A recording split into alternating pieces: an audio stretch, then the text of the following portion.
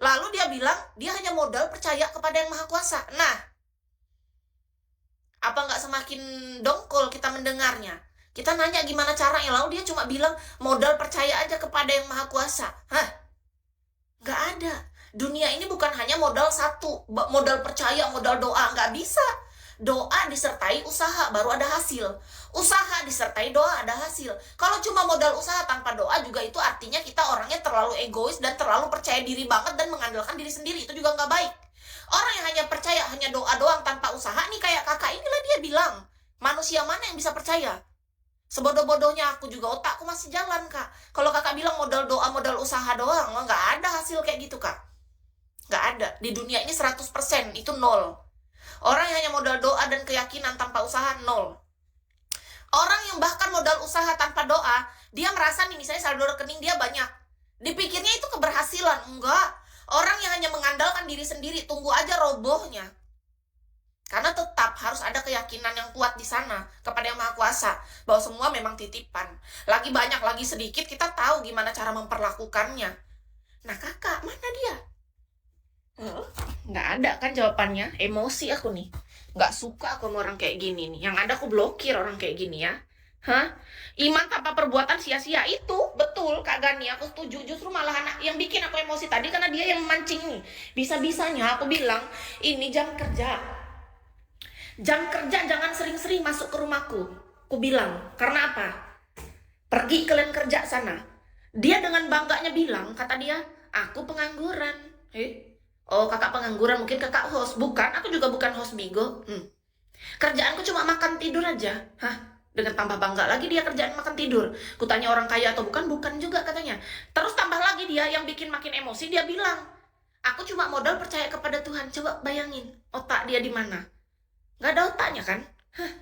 Berani-berani dia bawa sang pencipta itu dengan modalnya kepercayaan itu saja. Terus dia nggak ada usahanya. Terus pas ditanya kayak gini nggak bisa dia jawab. Manusia macam apa? Mau jadi apa dunia ini? Kalau aku ketemunya orang-orang kayak ini, dipikir kalian aku senang. Kalau kalian cuma datang pelangak, pelongo nemenin terus kalian di dunia nyata hidupnya lontang lantung. Hah? Kalian pikir aku sesenang itu? Kalau misalnya anggap aja aku nih host ya, aku berhasil, aku targetku banyak kali ya kan. Tapi kalian di kehidupan nyata, hidup kaliannya nggak ada tujuannya. Kalian arah hidup nggak tahu, kerjaan kalian nggak tahu, apa-apa nggak tahu. Cuma sibuk, kalian cuma nemenin orang-orang host-host Bigo aja. Aduh. Hei, bangun. Sadar. Ki senang kalau ada orang memang lagi nemenin, tapi nggak perlu orang yang sama. Orang random nggak apa-apa. Saat memang kalau misalnya kakak lagi ada waktu luang, butuh hiburan, ya datanglah sesekali, itu nggak apa-apa. Pastikan kehidupan kakak di dunia nyata itu baik, berjalan dengan lancar dan layak. Itu yang paling penting. Beberapa kali aku udah bicara ini ribuan kali sampai berbusa aku rasa ya. Hah? Kalau percaya sama Yang Maha Kuasa berarti taat. Kak, mohon maaf harus diluruskan. Tolong. Kita punya kepercayaan kepada Yang Maha Kuasa itu disertai dengan usaha. Ya, doa itu mesti diimbangi dengan usaha. Buka pikirannya, Kak, tolong. Kalau ada orang dengan yakinnya dia bilang, aku adalah percaya dan sangat taat kepada Maha Kuasa, tapi nggak ada usahanya. Itu nol, Kak. Nothing. Aku nggak akan percaya sama orang yang kayak gitu. Banyak orang yang sok-sok taat dalam hidup ini ya, Kak. Tapi nggak ada usahanya. Artinya apa? Iya, itu hanya bullshit. Sama kayak orang yang dia mengandalkan diri sendiri, dia merasa hebat. Aku adalah orang yang sangat hebat, aku punya banyak backingan, aku adalah ini. Tapi dia nggak percaya kepada Yang Maha Kuasa. Aku nggak percaya sama orang kayak gitu. Biar saldo rekening dia miliarannya, Kak. Ini dia dengan bangga, aku punya miliaran. Tapi dia adalah orang yang tidak punya kepercayaan kepada Yang Maha Kuasa. Aku juga tidak percaya sama orang kayak gitu. Mohon maaf, nih kejujuranku. Itu nol. Karena aku sudah pernah ketemu sama dua jenis tipe orang ini. Yang pertama dia tipe yang sok-sokan dia bilang, aku taat banget. Tapi dia dalam hidup nggak ada usahanya. Jangan percaya orang kayak gitu. Yang kedua, ada lagi tipe yang lain. Dia mengandalkan dirinya, dia merasa dia hebat, punya backingan banyak, saldo rekening dia banyak, dan menurut dia itu hebat banget. Tapi dia nggak punya keyakinan bahwa itu semua adalah titipan dari Yang Maha Kuasa. Dia merasa dirinya yang hebat. Itu juga enggak. Karena dalam hidup ini mesti imbang. Imbang apa? Kita punya keyakinan, punya kepercayaan kepada Yang Maha Kuasa, kita bawa dalam doa, tapi kita juga ada usaha. Itu baru mendapatkan hasil yang maksimal.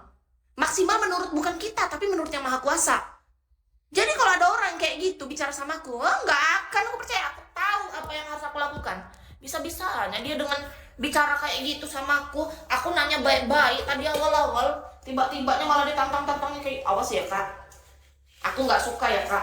Aku bersyukur dengan kalian yang mau nemenin aku di Bigo, yang datang. Memang pas di saat kalian lagi ada waktu luang, senang sekali hatiku. Terima kasih atas kebaikannya, atas waktunya, atas segala supportnya. Tapi mohon kerjasamanya bahwa hidup kalian di sana tuh juga ada yang perlu kalian prioritaskan.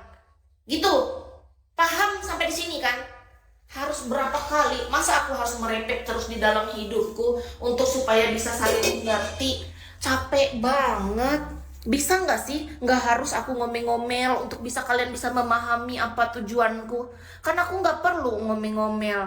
Aku pengen kita sama-sama hidupnya nyaman, kalian hidupnya enak, aku enak juga gitu. Kita sama-sama menikmati hidup, kita sama-sama bahagia dalam hidup yang sukacita.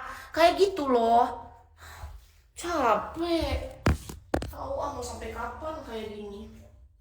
Aku dari awal aku lihat kayak gitu kok mau ngomongin orang, malahan ditantang-tantangin sama orang-orang. Nanti suatu saat, kapan loh orang-orang bisa ngerti? Gak ngerti-ngerti. Capek betul ngomongin orang yang gak bisa memahami maksud dan tujuan kita. Harus banget diulang-ulang. Mau jadi apa dunia ini? Kalau semua orang cara berpikir